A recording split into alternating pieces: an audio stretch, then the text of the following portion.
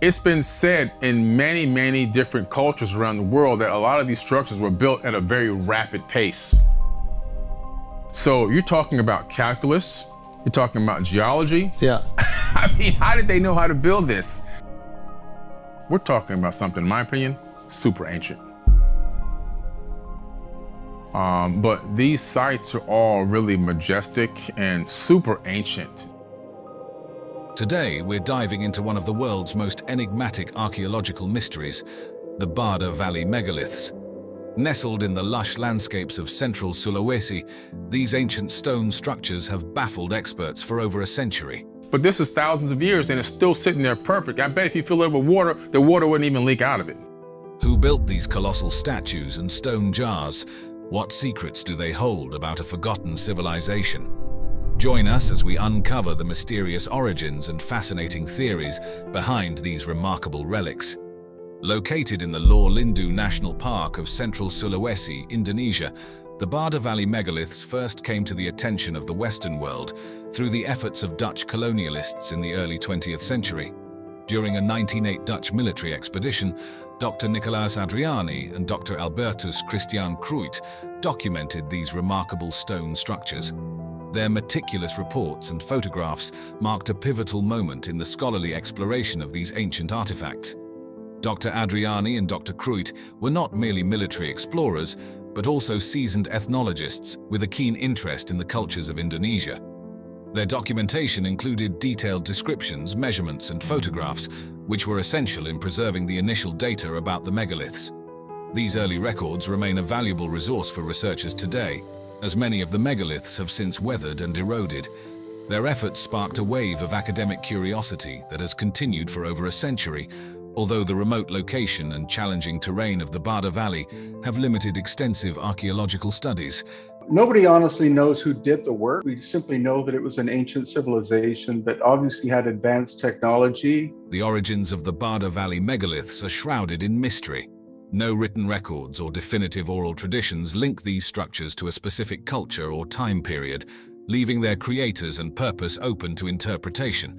This absence of concrete historical context has led to a multitude of theories, each offering a different perspective on these enigmatic stones. Determining the age of the Barda Valley megaliths has proven challenging. Some researchers estimate that the megaliths could date back as far as 2000 BCE, based on stylistic comparisons with other ancient Southeast Asian artifacts. Others argue for a more recent origin, proposing that they were created around the 14th century CE. All of these places are likely pre-cataclysmic, so at least 13,000 years old. The primary difficulty in dating these structures lies in the lack of organic material associated with them, which precludes radiocarbon dating. In the absence of direct dating methods, researchers have turned to indirect clues. For example, the weathering patterns on the stones suggest they have been exposed to the elements for many centuries.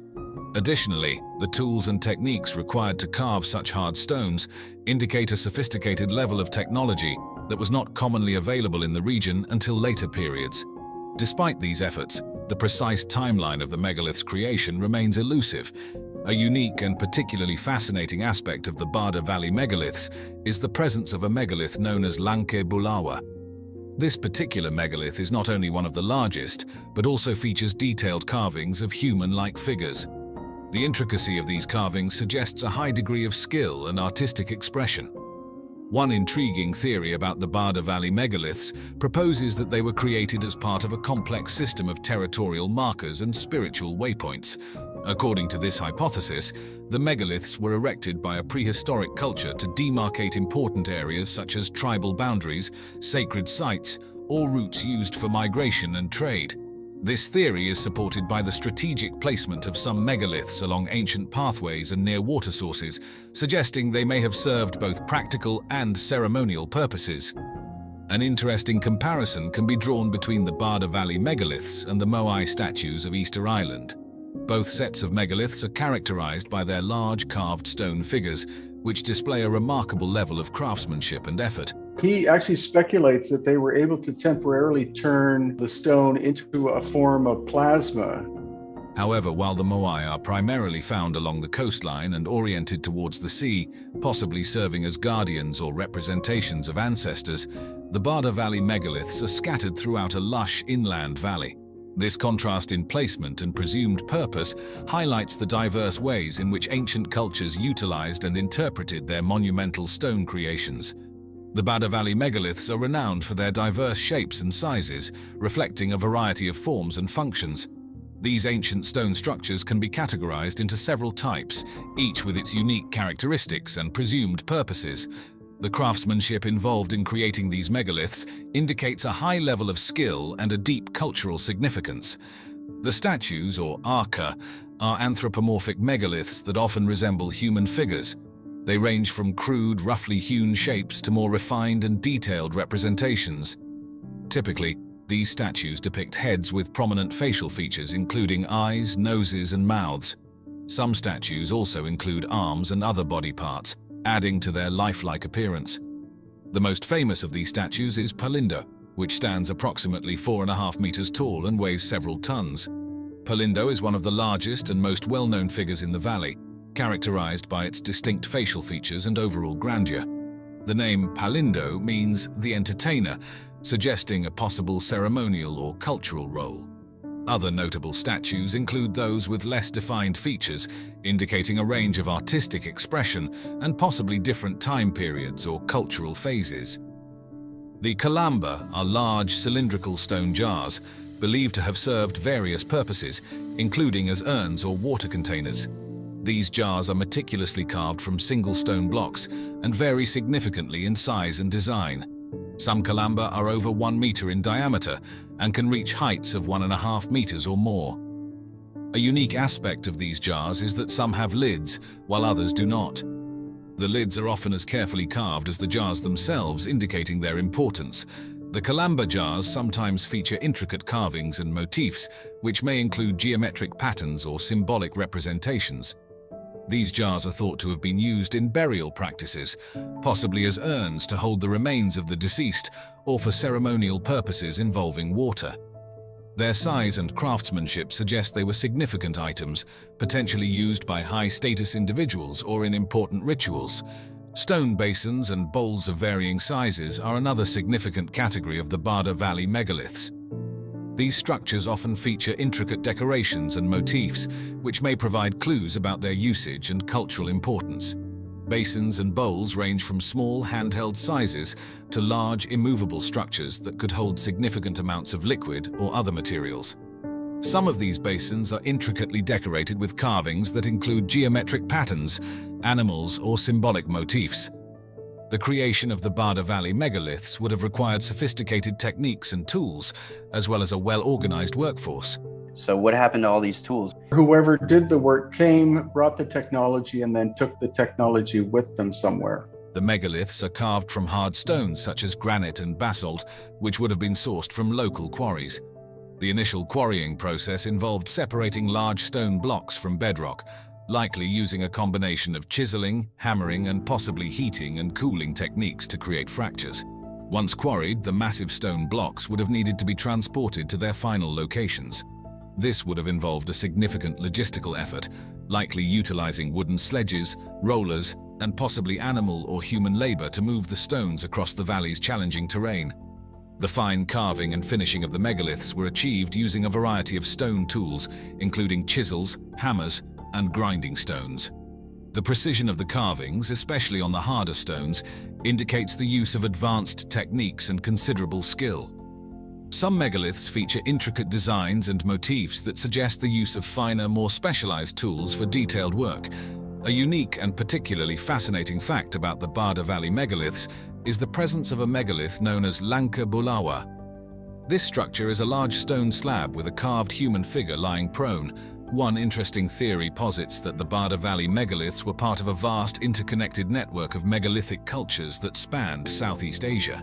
This theory suggests that there was significant cultural exchange and communication between these ancient societies, which shared similar techniques, artistic styles, and possibly religious beliefs.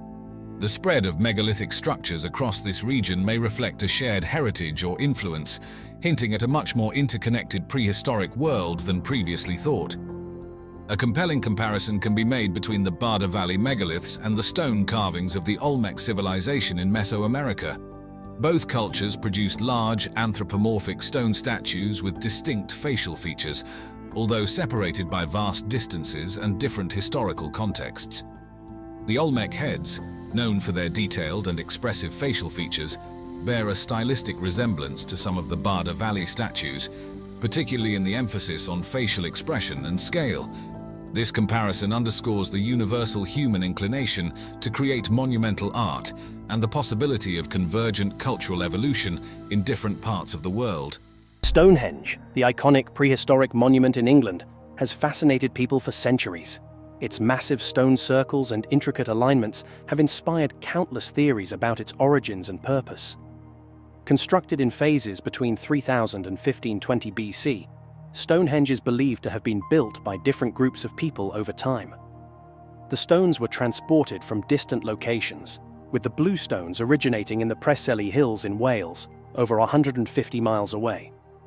The monument's final structure was made to align with the sun during the winter and summer solstices. While the summer solstice is a significant event at Stonehenge, recent research suggests that the winter solstice may have been more important to its builders. The monument's alignment with the winter solstice sunset and the evidence of large midwinter feasts at nearby Durrington Walls point to the importance of this time of year in prehistoric Britain. Stonehenge may have been built to unify the early people of Britain, as suggested by the diverse origins of its stones. Ongoing research on the 6-ton altar stone at the centre of Stonehenge has revealed that it came from northeast Scotland, not from West Wales as had previously been thought. This finding could explain why the altar stone is laid horizontally, with similarities to the recumbent stone circles only found in that area of Scotland. The true purpose of a Stonehenge, however, remains a mystery. Theories range from a burial ground for elites to an astronomical observatory or a place of healing. Some scholars have even proposed that Stonehenge functioned as a type of computer to predict lunar and solar eclipses. Others have suggested that it may have been the center of a Bronze Age confederation of chiefdoms.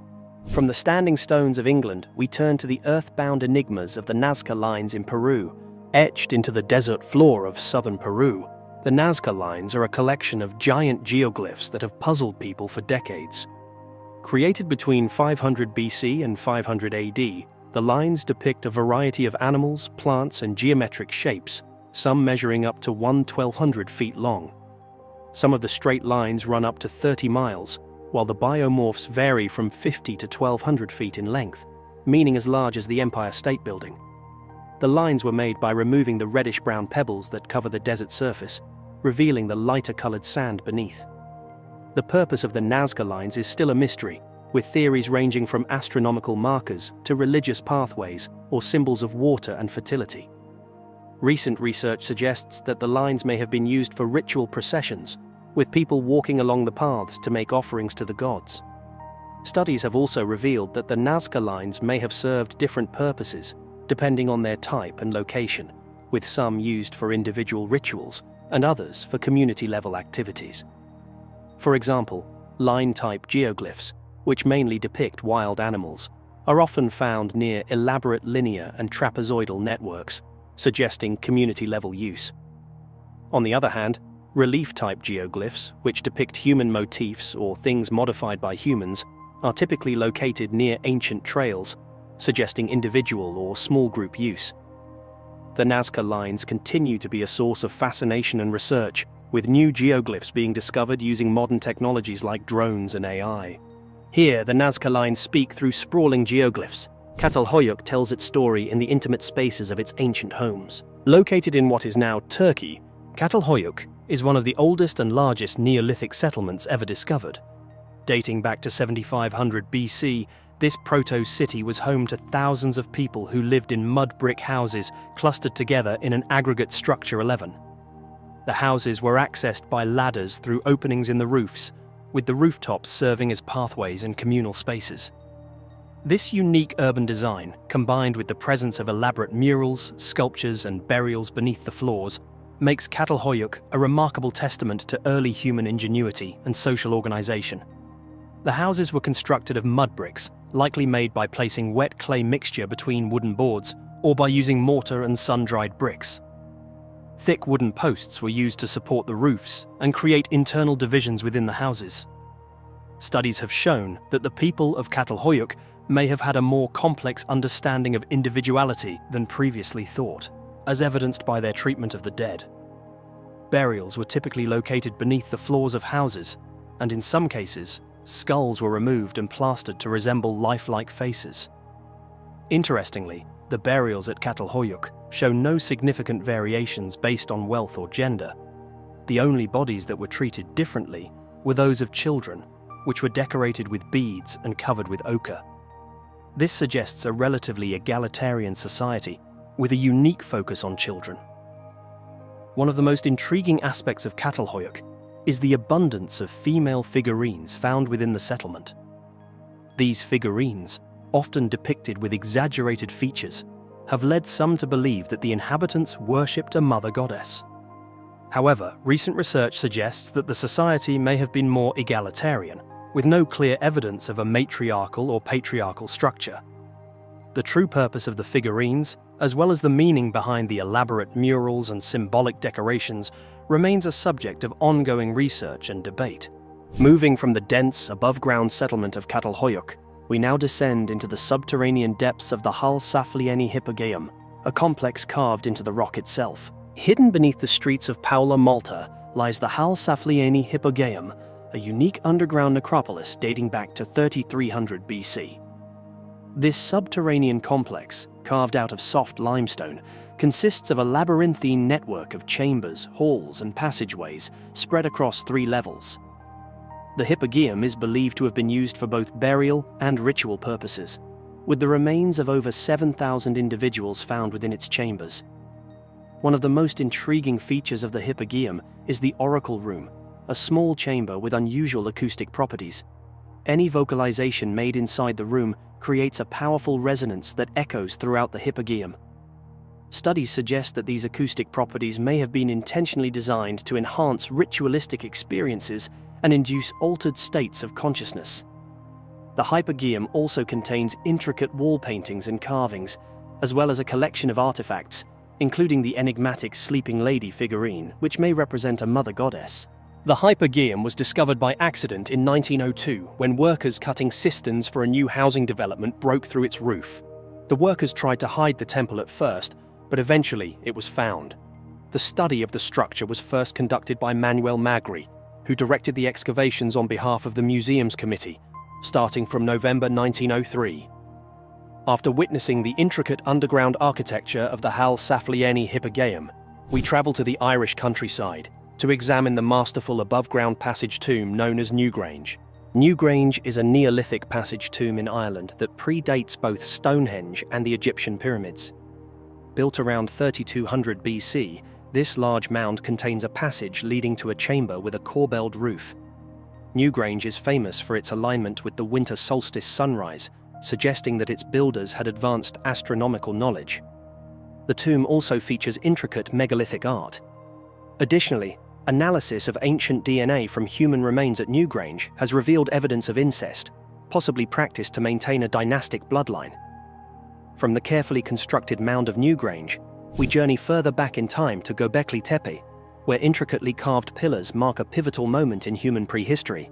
Gobekli Tepe, a prehistoric site in southeastern Turkey dating back to 9500 BC, features massive circular enclosures with T-shaped pillars, some carved with intricate reliefs. Built by hunter-gatherers, it challenges the traditional view that complex social organization and monumental architecture emerged only after the development of farming. The site's purpose remains a mystery, with theories ranging from a ritual center to a burial ground or a place of social gathering. Where Gobekli Tepe reveals the dawn of monumental construction, Puma Punku presents a puzzle of sophisticated engineering with its precisely cut and fitted stones. Puma Punku, an ancient site in Bolivia, features massive stone blocks cut with extreme precision and fitted together without mortar. The construction techniques used remain a mystery, with some suggesting advanced technology and others proposing the use of geopolymer concrete. The true origin and purpose of Puma Punku continue to be debated. Departing from the precisely cut and fitted stones of Puma Punku, we journey to the standing stones of Carnac, where the mystery lies not in individual craftsmanship, but in the sheer scale and organized placement of thousands of megaliths. Scattered across the landscape of Brittany, France, the Carnac stones are the largest collection of megalithic standing stones in the world. Numbering over 3,000, these granite monoliths were erected by pre-Celtic people, sometime between 4500 and 3300 BC. The stones are arranged in various formations, including long rows, circles, and dolmens, stone tombs. Studies have shown that the Carnac stones may have been part of a larger system of geoglyphs used to mark territories and demonstrate advanced geometrical knowledge in prehistory. The purpose of the Carnac stones remains a mystery. Some theories suggest that they were used for astronomical observations, religious rituals, or territorial markers. Others propose that they were part of an ancient system for detecting earthquakes or marking underground water sources. The Carnac stones continue to inspire awe and wonder, with their enigmatic alignments and sheer scale drawing visitors and researchers from around the world. While the Carnac stones stand as silent sentinels on land, the Yonaguni monument lies hidden beneath the waves, prompting questions about its origins and purpose.